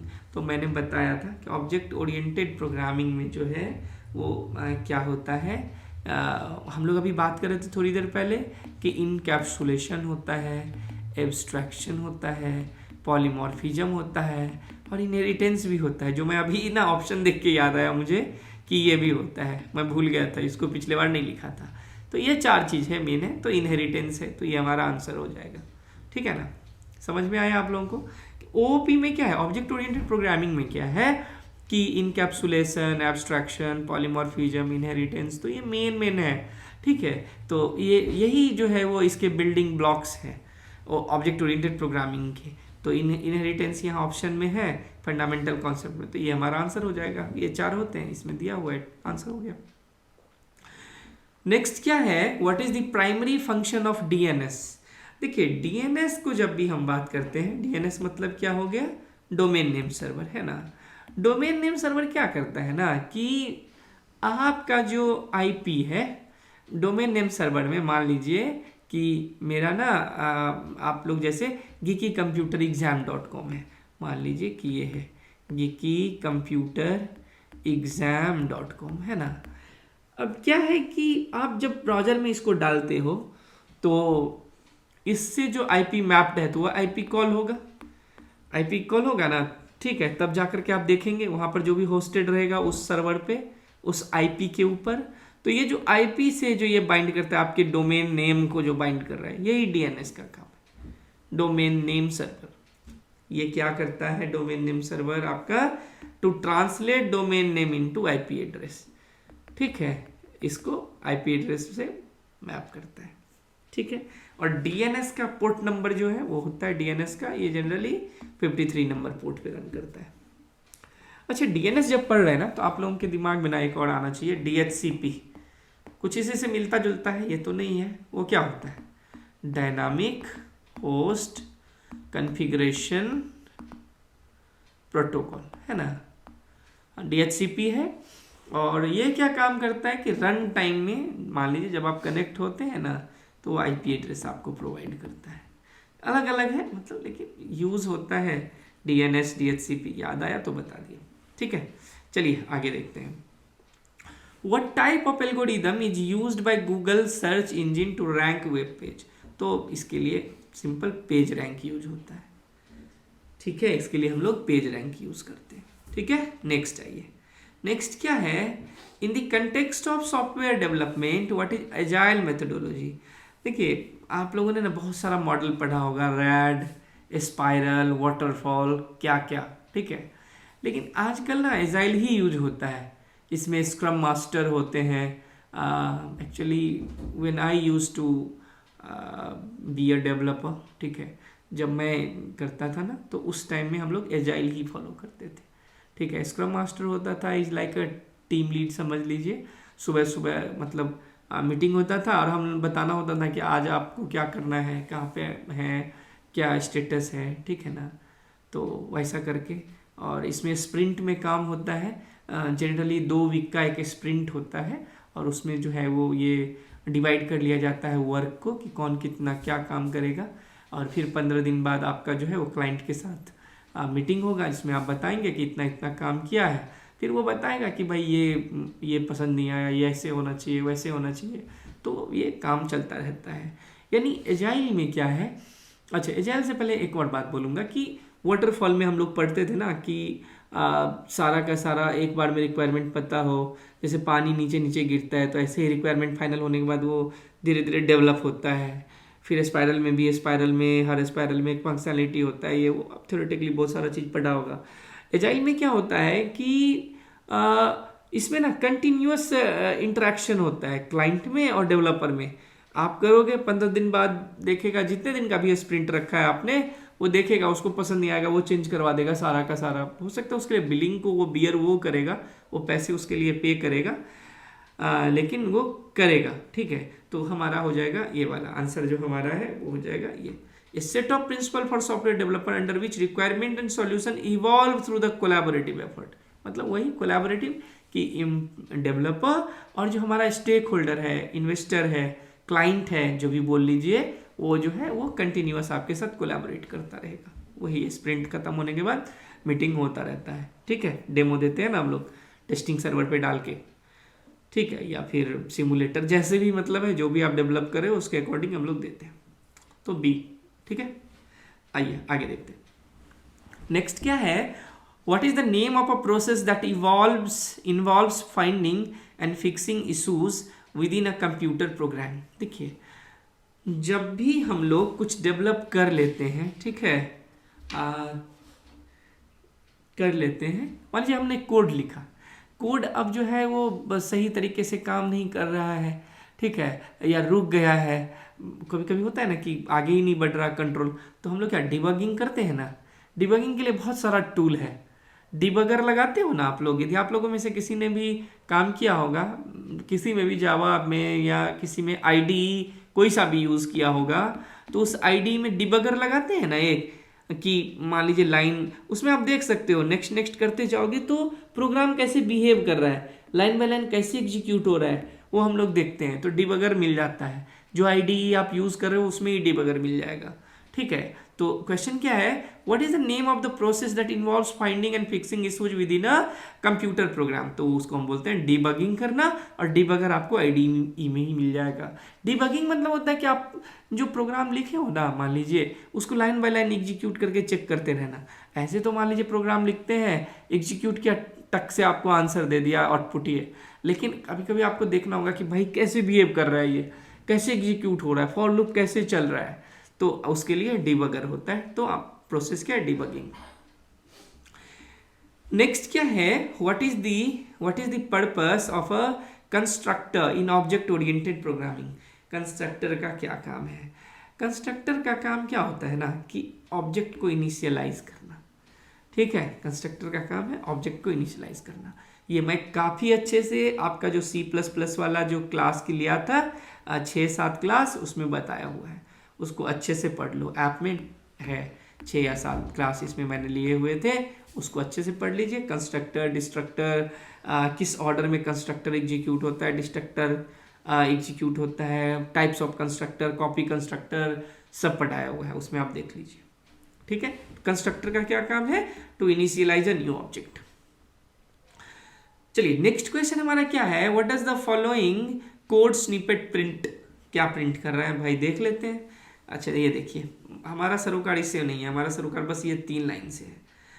a बराबर 0 है और सी आउट में क्या नोट a। तो नोट ऑपरेटर क्या करता है, हम यदि मान लीजिए a बराबर 0 लिखे, नोट लिख देंगे a, तो ये 1 प्रिंट करेगा। अब मान लीजिए a बराबर 1 है और नोट a करूंगा तो ये 0 प्रिंट कर देगा, यानी 0 का 1, 1 का 0।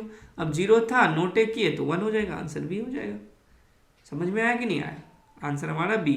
चूंकि a बराबर 0 है, नोट b कर रहे हैं, नोट b मतलब नोट ऑपरेटर लगा रहे हैं, तो नोट 0 को 1, 1 को 0 कर देता है। ठीक है, तो हमारा आंसर क्या हो जाएगा, हमारा आंसर हो जाएगा 1। ठीक है, आगे चलिए। विच of the following is a characteristic of deadlock in operating system. Deadlock क्या है, डेडलॉक क्या है ना, कि मान लीजिए सिंपल, मान लीजिए कि एग्जाम है, ठीक है, और आप सोए नहीं हो और आपको पढ़ना भी है।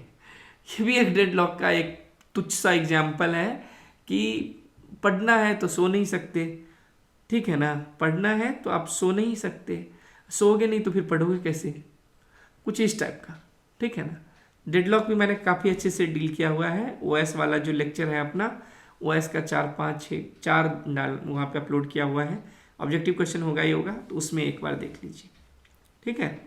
उसमें कि कैरेक्टरिस्टिक ऑफ डेडलॉक क्या है कि व्हेन 2 और more processes are each waiting for the other to release a resource, ठीक है। तो ये होता है हमारा डेडलॉक, ठीक है। मैंने डेडलॉक के लिए आपको 4 बताया हुआ था कि 4 सिचुएशन होता है, यदि आप लोगों को याद होगा।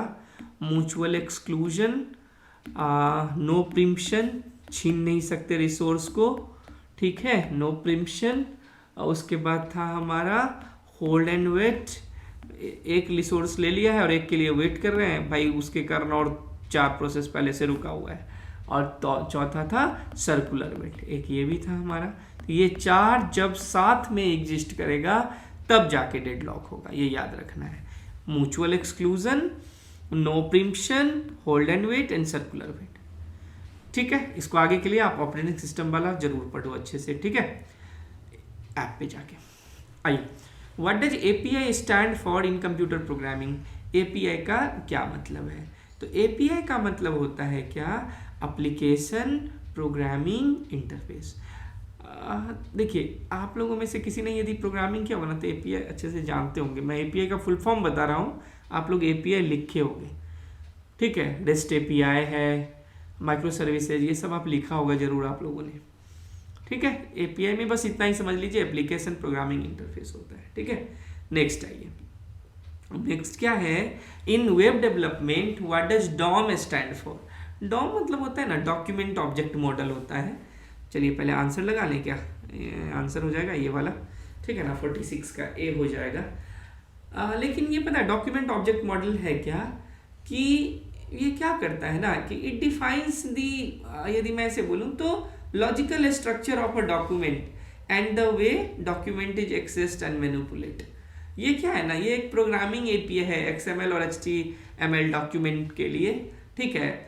और ये डिफाइन करता है, लॉजिकल स्ट्रक्चर बताता है डॉक्यूमेंट का, उसको कैसे एक्सेस करना है, मैनिपुलेट करना है। तो ये होता है डॉम। जैसे आप कभी देखते हो ना, डॉम इज लोडिंग करके आता है, यानी सारे जितने भी कंपोनेंट है उसको एक साथ करके प्रेजेंट करना। डॉम क्या है, डॉक्यूमेंट ऑब्जेक्ट मॉडल। नेक्स्ट क्या है हमारा, what is big O notation used for? देखिए, ये जो बिगो है, ओमेगा वाला हम लोग यूज करते हैं, थीटा नोटेशन, ये सब जो है ना, एक्चुअली ये क्या करता है big O, to indicate the efficiency of an algorithm in terms of time and और space used. To indicate the efficiency of an algorithm in terms of time and और स्पेस यूज्ड। ये बताता है कि एल्गोरिदम टाइम और space जो है वो कितना कंज्यूम कर रहा है। मान के चलिए कोई भी एल्गोरिदम अच्छा कब होगा, जब कम टाइम लगा है। वो स्पेस का बहुत वैल्यू नहीं है, लेकिन स्पेस सेकेंडरी है, लेकिन फिर भी हम लोग वैल्यू करते हैं, ठीक है। मेनली टाइम है, तो ये कॉम्प्लेक्सिटी को बताता है मेनली। तो ये 3 टाइप का नोटेशन होता है। देखिए, वर्स्ट केस में जो है वो हम लोग यूज करते हैं बिगो, ऑर्डर ऑफ n, ठीक है। और बेस्ट केस में यूज करते हैं हम लोग ओमेगा, ठीक है, ओमेगा ऑफ n। और एवरेज केस में हम लोग यूज करते हैं थीटा ऑफ n। ये तीनों है, ठीक है। वर्स्ट केस में बिगो, बेस्ट केस में ओमेगा और एवरेज केस में थीटा। तो बिगो नोटेशन कंप्यूटर साइंस में जो ये नोटेशन वाला चीज जो है, ये मेनली बताता है कि एल्गोरिदम कितना इफिशिएंट है टाइम और स्पेस कॉम्प्लेक्सिटी में, कितना है उसका स्पेस और टाइम कॉम्प्लेक्सिटी होगा, कितना टाइम कंज्यूम करेगा एग्जीक्यूट होने में, कितना स्पेस लेगा एग्जीक्यूशन के लिए। तो ये सब हम लोग इस नोटेशन के द्वारा बताते हैं। नेक्स्ट क्या है, which of the following is a key feature of object oriented programming? तो पहले ही बताया था, पॉलीमॉर्फिज्म है, इनकैप्सुलेशन है, इनहेरिटेंस है, और छूट कौन सा गया, इनहेरिटेंस हो गया, पॉलीमॉर्फिज्म हो गया, इनकैप्सुलेशन हो गया, एब्स्ट्रैक्शन हो गया। अब यहाँ पर तो सिर्फ पॉलीमॉर्फिज्म हमको दिख रहा है, आंसर हमारा क्या हो जाएगा, तो ए हो जाएगा पॉलीमॉर्फिज्म, ठीक है। नेक्स्ट आइए, नेक्स्ट क्या है, the term bit in computer science stands for what? Bit का क्या मतलब है? देखिए, बिट का मतलब होता है बाइनरी डिजिट, है ना, बिट का मतलब बाइनरी डिजिट, बट इतना ही याद रखिए, बिट का मतलब बाइनरी डिजिट।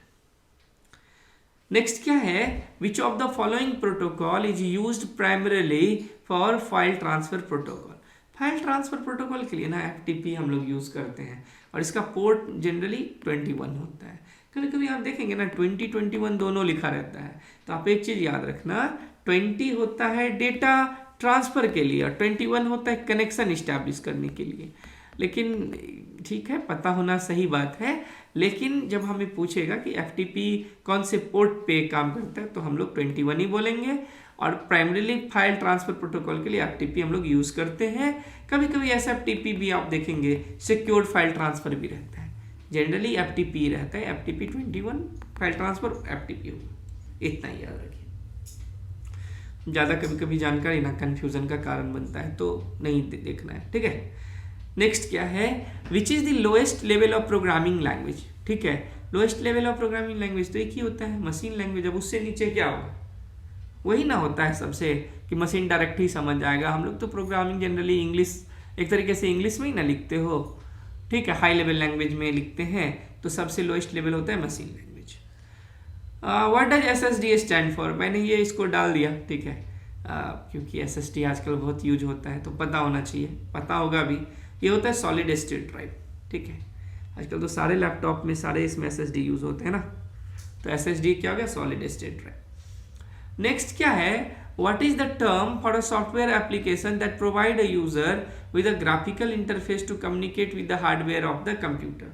तो इसको हम लोग क्या बोलते हैं, सिंपल ऑपरेटिंग सिस्टम ही ना होता है। देखिए, जो हार्डवेयर से डायरेक्ट इंटरेक्ट करता है ना, तो वो हो गया OS। और इसके बाद जैसे आप लोग पढ़ते हैं एप्लीकेशन सॉफ्टवेयर, हम लोग पढ़ते हैं ना, जैसे MS ऑफिस और ये सब हो गया। चलिए अभी के लिए बस इतना ही देखिए कि what is the term for the software application that provide a user with a graphical interface to communicate with the hardware of the system, तो दिस इज ऑपरेटिंग सिस्टम, ठीक है। नेक्स्ट क्या है, what is the term for the error in a program that involves incorrect logic और problem understanding. तो इसको हम लोग क्या बोलते हैं, लॉजिकल एरर बोलते हैं, ठीक है। जहाँ पे भी लॉजिक से रिलेटेड होगा इशू तो लॉजिकल एरर बोलेंगे, खत्म बात। कि इनकरेक्ट लॉजिक है या प्रॉब्लम अंडरस्टैंडिंग है तो लॉजिकल एरर। नेक्स्ट क्या है, what does the term pixel refer to in the computer graphics. तो पिक्सल क्या होता है, the smallest controllable element of a picture represented on the screen. तो ये हो गया पिक्सल, ठीक है। कंप्यूटर ग्राफिक्स में पिक्सल का यही मतलब है। नेक्स्ट क्या है, what is the term for a named storage location in a program that can store data which can be modified during program execution. तो ये हमारा क्या हो जाएगा, वेरिएबल ही ना डिसाइड कर दिया। आप डिक्लेयर करते हो, कोई प्रोग्राम लिखते हो, हम बोले क्या कि आप ना मुझे सम का प्रोग्राम लिख के दिखाओ, 2 डिजिट का सम कर सके, तो आप लिखते हो ना इंट a बराबर 0, इंट b बराबर 0, इंट सम लिखते हैं ना। तो आप ये डिफरेंट वेरिएबल डिक्लेयर कर रहे हो, ये कि आपको प्रोग्राम एग्जीक्यूशन में ज़रूरत होगा ना इस सब का। तो ये पूछ रहा है कि what is the term for named storage location in a program that can store data which can be modified during program execution. तो दैट इज वेरिएबल। नेक्स्ट क्या है, which of the following is not a data type in standard SQL। बहुत अच्छा question है। SQL में Boolean type नहीं होता है, ये याद रखना है। बुलियन टाइप डेटाबेस नहीं होता है, डेटा टाइप नहीं होता है, ठीक है, स्टैंडर्ड SQL में। नेक्स्ट क्या है, what is the purpose of return statement. देखिए रिटर्न स्टेटमेंट क्या है ना, देखिए बहुत सारा मेथड आप लोगों ने भी लिखा होगा कि क्या करता है कि रिटर्न मतलब हो गया क्या कि उस फंक्शन का एग्जीक्यूशन वहीं समाप्त हो जाना, खत्म हो जाना, और कंट्रोल जो है वो कॉलिंग फंक्शन को रिटर्न हो जाना, है ना, कंट्रोल कॉलिंग फंक्शन को रिटर्न हो जाना। तो रिटर्न का काम यही है, फंक्शन में जब भी हम रिटर्न लिखते हैं लॉजिक लिखने के बाद, तो यह है कि उसका एग्जीक्यूशन वहाँ पे खत्म हो रहा है, लास्ट हो रहा है, एंड हो रहा है, ठीक है। तो और उसके बाद जैसे एंड हो रहा है, और मतलब रिटर्न स्टेटमेंट का 2 काम है। देखिए यदि कुछ आप वैल्यू रिटर्न कर रहे हो उस मेथड से, तो आप रिटर्न में लिखते हैं ना, रिटर्न ये कोई वेरिएबल रिटर्न कर दिए, ठीक है, तो रिटर्न से वो भी होता है। दूसरा चीज़ है कि सिर्फ रिटर्न देके सेमीकोलन कभी कभी आप लिखते हो, इसका मतलब हुआ कि जो उस फंक्शन का ना एग्जीक्यूशन को हम वहाँ पे एंड कर रहे हैं। और तीसरा इसका मतलब हम ये लगा सकते हैं कि जब आप रिटर्न लिखते हैं तो कॉलिंग फंक्शन को आप जो है वो कंट्रोल पास कर देते हैं कि भाई ये हुआ, ये लो वैल्यू। क्योंकि कभी अब मान लीजिए मेथड है तो रिटर्न कभी कुछ वैल्यू करेगा भी, कभी वाइड भी तो होता है रिटर्न टाइप, कभी कुछ नहीं भी करेगा। ठीक है, तो कंट्रोल को पास ऑन कर देना जहां से कॉल हुआ था। तो to send back a value from a function to the calling code. लेकिन ये पूरा सही मैं नहीं लिखा, सेंड बैक अ वैल्यू मतलब वैल्यू नहीं भी रहेगा ना कभी कभी तो, ठीक है, नल भी रिटर्न कर सकता है। ठीक है, C++ वाला जो अपना लेक्चर है ना उसमें इसको अच्छे से बताया हुआ है, उसको एक बार देख लीजिएगा। ठीक है, next, which of the following is a way to handle errors in most programming language. तो एरर में तो हम लोग ट्राई कैच का यूज करते हैं। एक्सेप्शन हैंडलिंग जब भी करते हैं तो ट्राई कैच, चाहे वो C++ हो या जावा हो, इसमें हम लोग करते हैं एक्सेप्शन हैंडलिंग के लिए ट्राई कैच। नेक्स्ट क्या है, in what kind of data structure जब FIFO applied, first in first out. First in first out किस में होता है हमारा, तो ये हमारा होता है क्या, क्यू में, क्यू में ही होता है ना। मान लीजिए टिकट काउंटर पे पहला वाला इन हुआ था तो यही पहले निकलेगा भी ना, दूसरा वाला आया तो दूसरा वाला दूसरे टाइम पे निकलेगा, तीसरा आया थर्ड टाइम पे निकलेगा। तो फर्स्ट इन फर्स्ट आउट मतलब क्यू। और लिफो किस में यूज होता है, last in first out, stack, वही जो डिस वाला एग्जांपल दिया था। नेक्स्ट क्या है, which of the following HTML tag is used for making a text bold. Bold के लिए बी भी होता है, स्ट्रॉन्ग भी होता है, ठीक है, दोनों होता है। तो मैंने आंसर में बी लिखा हुआ है, स्ट्रॉन्ग लिखा हुआ है, लेकिन ये दोनों होगा, बी भी हो सकता है, दोनों होगा, हो सकता नहीं होगा, ये दोनों होगा। तो इसको आप एक बार देख लीजिए। ठीक है, नेक्स्ट क्या, in which layer of OS model does encryption and decryption occur. तो इंक्रिप्शन और डिक्रिप्शन जो अकर होता है वो होता है प्रेजेंटेशन लेयर में। ठीक है, याद रहेगा, इंक्रिप्शन डिक्रिप्शन जो अकर होता है वो होता है प्रेजेंटेशन लेयर में। ठीक है, what is the command to list all files and directories in the Linux command line. तो जब भी होता है तो LSA, ये वाला जो है ना, ये वाला कमांड होता है। ठीक है, ये वाला जो है वो LSA। ठीक है, तो ये आपको लिस्ट ऑल फाइल्स और डायरेक्टरी कर देगा। ठीक है, LS-A। Which of the following is an example of an operating system. तो माइक्रोसॉफ्ट वर्ड तो नहीं है, उबंटू है, अपाचे तो नहीं है, टॉमकैट यूज करते हो ना, MySQL भी नहीं है, उबंटू लाइनेक्स वाला जो है वो हो गया। नेक्स्ट क्या है, what is primary benefit of model view controller. देखिए क्या है ना कि प्रोग्राम जैसे आप मतलब कोई प्रोजेक्ट बनाते हो तो आप लिखते हो ना, कंट्रोलर का अलग, सर्विस का अलग आप बनाते हैं, डोमेन मॉडलिंग अलग फोल्डर में करते हैं, डायरेक्टरी बोलो फोल्डर बोलो करते हो।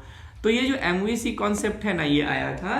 और MVC कॉन्सेप्ट में जो है वो क्या होता है कि मॉडल मतलब हो जाता है डेटा, व्यू मतलब हो गया यूजर व्यू, जो यूजर को दिखाया जाएगा, और कंट्रोलर क्या करता है, तो handles interaction between user and application, user और एप्लीकेशन के बीच में इंटरेक्शन को हैंडल करता है। तो primary benefit of model view controller का यही है कि हम लोग क्या कर रहे हैं कि प्रेजेंटेशन और एप्लीकेशन लॉजिक को अलग अलग कर दे रहे हैं। जहाँ पे दिखाने का काम है तो वो अलग से करेंगे, डेटा मैनिपुलेशन डेटाबेस से लेके कुछ करना है उसको अलग करेंगे। तो मेनली हो गया कि separate presentation and application logic. ठीक है, नेक्स्ट चलिए, what does the sudo command do in Linux. Pseudo मतलब हो गया सुपर यूजर, सिंपल। जब भी हम कमांड लिखते हैं ना तो जिसमें प्रिविलेज चाहिए सुपर यूजर के लिए तो सूडो लगा के करते हैं, सूडो ये कमांड फिर लिखते हैं। तो हो गया execute a command as another user, typically the super user. ठीक है, next, which of the following is not a relational database management system. इसमें से कौन जो है वो नहीं है नोट। तो मोंगोडीबी हो गया ना, देखना क्या है इसमें, मोंगोडीबी हो गया। नेक्स्ट आइए, चलिए, ये कोड स्निपेट है हमारा जो सरोकार है, बस ये एक लाइन से है, साइज ऑफ इंट। देखिए साइज ऑफ इंट में क्या है कि आप कौन सा बिट का सिस्टम यूज कर रहे हैं तो उसके हिसाब से ये 4, 8 क्या देगा या 2 क्या देगा वो उस हिसाब से देगा। इसलिए आंसर हो जाएगा प्लेटफॉर्म डिपेंडेंट। प्लेटफॉर्म डिपेंडेंट है, कहीं पे 2 भी दे सकता है, कहीं पे 4 भी दे सकता है। ठीक है, तो ये वाला हो जाएगा। नेक्स्ट क्या है, नेक्स्ट क्या है, इन computer security what is fishing. Fishing का मतलब ही होता है ना ठगना। अब मैं क्या करूं आपको कि मैं मान लीजिए टीचर हूँ, एक आपका बीपीएससी का एग्ज़ाम होना है, ठीक है, तो मैं आप सबसे पैसे ले लूँ, मैं बहुत अच्छे से पढ़ाऊँगा और मैं कुछ भी नहीं पढ़ाऊँ मान लीजिए, ठीक है, तो वो फिशिंग का ही एक एग्जाम्पल है ये भी। तो अब करता क्या है ना कि मान लीजिए आपको बैंक वाला बन के कॉल करता है कि आपका अकाउंट जो है वो डोरमेंट हो गया है, ब्लॉक हो गया है, आप ओटीपी बताइए अभी हम करेक्ट कर देंगे, तो वो सब फिशिंग का एग्जाम्पल है। ठगना किसी को, ठीक है, झूठ बोल करके ठगना। तो आंसर हमारा हो जाएगा an attempt to acquire sensitive information by misguiding as a trustworthy entity, ठीक है, मतलब ट्रस्टवर्दी बन के ठगना, उससे सेंसिटिव इंफॉर्मेशन लेना, ठीक है। चलिए नेक्स्ट देखते हैं। नेक्स्ट क्या है, what does public keyword denotes in Java. Public keyword क्या हुआ ना कि उस क्लास को छोड़ करके दूसरे क्लास में हर जगह एक्सेसिबल होगा। मेनली पब्लिक का मतलब है, ये गलत मैंने कर दिया, ठीक है, पब्लिक का क्या मतलब होता है, the code is available to any other class, code जो है वो दूसरे सारे क्लासेस में क्या है, एक्सेसिबल है। नेक्स्ट क्या है, कुकी। कुकी क्या है, देखिए कुकी क्या है ना, एक टेक्स्ट फाइल होता है जहाँ पे जैसे आप मान लीजिए कि जो इन्फॉर्मेशन है उसमें सेव हो जाता है कुकी में, ठीक है, ये हम बोल सकते हैं आंसर जो है small piece of data send from a website and stored on the user's computer by the user's web browser, वहाँ पे वो हमारा सेव हो जाता है कुकी में। और हैकर जो है ना जब एक्सप्लॉइट करता है सबसे उसका जो काम आसान होता है ये कुकी से ही होता है, उस फाइल को वो पढ़ता है, ठीक है। एक चीज़ और आपके दिमाग में आना चाहिए कि एक कुकी होता है और एक और भी तो कुछ होता है ना, इस दोनों में कैशे, ठीक है, कुकी और कैशे में क्या अंतर है, तो देखिए कुकी ना एक टेक्स्ट फाइल होता है जिसमें मान लीजिए सारा इंफॉर्मेशन है जो सर्वर भेजता है क्लाइंट पे स्टोर करने के लिए। लेकिन कैसे क्या है ना कि मान लीजिए कोई पोर्टल या वेबसाइट यदि आप अपने सिस्टम में खोल रहे हैं, ठीक है, तो जब आप खोलते हो ना तो उसका कुछ पोर्शन सेव हो जाता है आपके सिस्टम में, जो अगले बार जब आप पोर्टल को खोलोगे ना तो वो फास्ट खुलेगा, उसके लिए हम लोग जो है वो कैसे यूज़ करते हैं। सर ये आगे एक क्वेश्चन और आएगा उस पर डिस्कस कर लेंगे। और नेक्स्ट क्या है, which of the following is a common use of Java script in web development. देखिए जावा स्क्रिप्ट का क्या काम है, आप लोग भी कभी ना कभी यूज़ किए होंगे, ठीक है, जावा स्क्रिप्ट का लाइब्रेरी इंक्लूड करके काम तो किए ही होंगे ना, एजेक्स वेजेक्स भी यूज़ किए होंगे, तो वो भी तो जावा स्क्रिप्ट ही है। इसे जावा स्क्रिप्ट तो बहुत बड़ा है, मान के चलिए आज के टाइम में जो भी है एंगुलर जेएस है या फिर रिएक्ट जेएस है, जो भी फ्रेमवर्क है वो सब जावा स्क्रिप्ट ही तो है। तो जावा स्क्रिप्ट क्या करता है ना कि मान लीजिए सिंपल आप HTML में कोडिंग करके बनाओ, HTML कोड लेके, तो आपका कुछ भी नहीं होगा, लेकिन आप चाहते हो कि एक बटन हो, बटन क्लिक करें तो ऐसे हो जाए वैसे हो जाए, तो वो सब काम करना है ना, इंटरैक्टिव बनाना है, तो you need to have a JavaScript in your programme.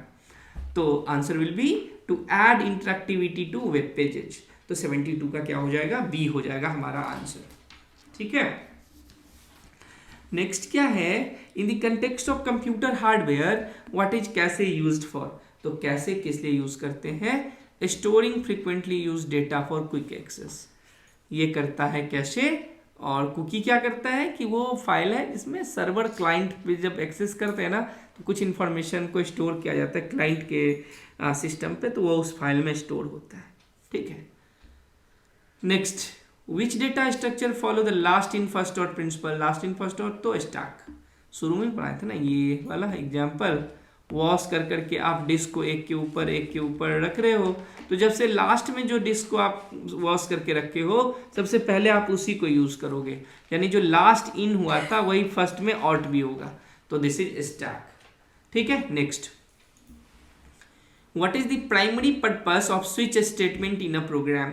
Switch statement का क्या है प्रोग्राम में यूज, तो इसका है to perform different action based on the value of a variable, है ना, कि मान लीजिए कि आपको ना एक प्रोग्राम हम देते हैं, बोलते हैं भाई देख 1 डालेंगे ना तो जनवरी प्रिंट हो, 2 डालेंगे तो फरवरी प्रिंट हो, तो आप क्या करोगे, एक स्विच स्टेटमेंट बना दोगे इजिली, ठीक है, केस 1 में डाल दोगे ऐसे कोलोन और जनवरी डाल दोगे, केस 2 में फरवरी डाल दोगे, अब जैसे हम 1 डालेंगे तो ये प्रिंट हो जाएगा ऐसा करके। To perform different action based on the value of variable, ये होता है स्विच स्टेटमेंट। नेक्स्ट क्या है, in which format is data typically stored in database. तो डेटा जो होता है डेटाबेस में स्टोर, वो स्ट्रक्चर्ड डेटा हमेशा होता है, ठीक है, स्ट्रक्चर्ड डेटा, ठीक है। नेक्स्ट क्या है, in networking what is the main purpose of a router. तो राउटर का काम है राउटिंग करना, direct traffic between different networks, ये हमारा आंसर हो जाएगा 77 का सी, ठीक है। नेक्स्ट क्या है, what is the following HTML element is use for creating an ordered list. Unordered list के लिए होता है हमारा कौन सा, 78 का बी, UL, अनऑर्डर्ड लिस्ट, याद रखिएगा, U फॉर अनऑर्डर्ड। नेक्स्ट क्या है, what is the term making changes to code to an existing software program. देखिए एक चीज याद रखिए, डिबगिंग करना और रिफैक्टरिंग जो होता है ना, अलग अलग चीज है। डिबग जो होता है वो इस इंटेंट से किया जाता है कि अब नॉर्मली बिहेव कर रहा है तो छोटा सा चेंज कर दिए, और रिफैक्टरिंग क्या होता है कि ड्रास्टिक चेंज करना कोड में, लॉजिक को सही करना, सब कुछ करना। डिबगिंग में होता है एक छोटा सा कुछ सेमीकोलन छूट गया हो, कॉमा छूट गया हो, प्लस छूट गया हो, मतलब बहुत बहुत छोटा सा। और रिफैक्टरिंग एक ब्रॉड टर्म है, इसमें क्या किया जाता है, कोड को, मैक्सिमम कोड को चेंज कर दिया जाता है, ठीक है, जो अच्छा बिहेव करने के लिए, अच्छे से काम करे उसका कोड, तो उसके लिए रिफैक्टरिंग यूज होता है। तो what is the term for making changes to the code of an existing software program to fix issues और इम्प्रूव फंक्शनैलिटी, तो दैट इज रिफैक्टरिंग, ठीक है। नेक्स्ट क्या है, in object oriented programming which concept refers to the bundling of data with the methods. तो bundling of data और method बताया था ना, कैप्सूल बनाना, डेटा और उस पर काम करने वाले मेथड का कैप्सूल बनाना, तो उसको हम लोग बोलेंगे इनकैप्सुलेशन। तो आंसर हो जाएगा ए। तो ये हमारा आज का जो मॉक टेस्ट है ये कंप्लीट होता है, ये यहाँ पे आंसर है। आप लोगों में से जो भी पेड स्टूडेंट है तो he will be able to download this PDF and soon, maybe within a week, ये टेस्ट जो है वो आपको मॉक के फॉर्म में, अभी तो PDF के फॉर्म में, मॉक के फॉर्म में, जिससे आप अटेम्प्ट कर सकें जितना बार चाहे, ये आपको ऐप में ही मिल जाएगा, ठीक है। सब कुछ ठीक रहा तो ठीक है, हम लोग ट्राई कर रहे हैं, तो ये आपको मिल जाएगा। तो ठीक है, आप लोग YouTube में भी आपने इसे देखा, इसको बार बार देखिए। और हमारा ऐप है गिकी बैंकर ऐप, जहाँ पे आपको MCQ, लेक्चर वीडियो, PDF सारा कुछ मिलता है। ये अपना नंबर है, व्हाट्सअप नंबर, कॉलिंग नंबर दोनों एक ही है, 7061953535। So you can drop a message, you can also request और suggest whatever you want over this number, ठीक है, तो वो आप मुझे बता पाओगे। And at last I will say thanks for watching. एक बात और बोलूँगा आप लोगों को, ये वीडियो पसंद आया, नहीं पसंद आया, कमेंट बॉक्स में बताइए। बहुत मेहनत से क्वेश्चन बनाते हैं, और मान लीजिए कि एग्ज़ाम में भी आना चाहिए। दूसरी बात यह है कि आप लोगों को पसंद भी आना चाहिए। तो यदि आप लोगों को लगता है कि लेवल में थोड़ा ऊपर नीचे हो सकता है, थोड़ा सा और हार्ड किया जाए तो हार्ड करेंगे। यदि आप लोगों को लगता है कि यही लेवल मेंटेन किया जाए तो यही लेवल मेंटेन करेंगे। इफ़ यू थिंक कि I should include topics from different subject, or I should include different topics for questions, then I'll also try my best to include those topics in our mock test. So you are free to comment, so please comment, I'll be waiting for your comment. Thanks for watching, and one more request कि आपने अभी तक subscribe नहीं किया है तो please channel को subscribe करिए, आप ही का चैनल है। और टेलीग्राम चैनल हमारा काफ़ी एक्टिव है आजकल, तो आप वहाँ पे भी ज्वाइन कर सकते हैं, ठीक है। अभी वहाँ पर हम लोग क्वेश्चन नहीं डाल पा रहे हैं, अभी फिर से क्वेश्चन हम लोग स्टार्ट करेंगे वहाँ पे डालना। और अपना जो ये ऐप है वो एंड्रॉयड iOS प्लेटफॉर्म दोनों के लिए अवेलेबल है। So don't worry, in case you subscribe our course, so you will be able to access this course over app, over web, laptop, desktop, जो भी है एंड्रॉयड, हर जगह आप यूज़ कर पाओगे। Again this is our number, so feel free to call us, feel free to suggest, feel free to request. It's your channel, so do comment, do share, and thanks for watching. ठीक है, thanks.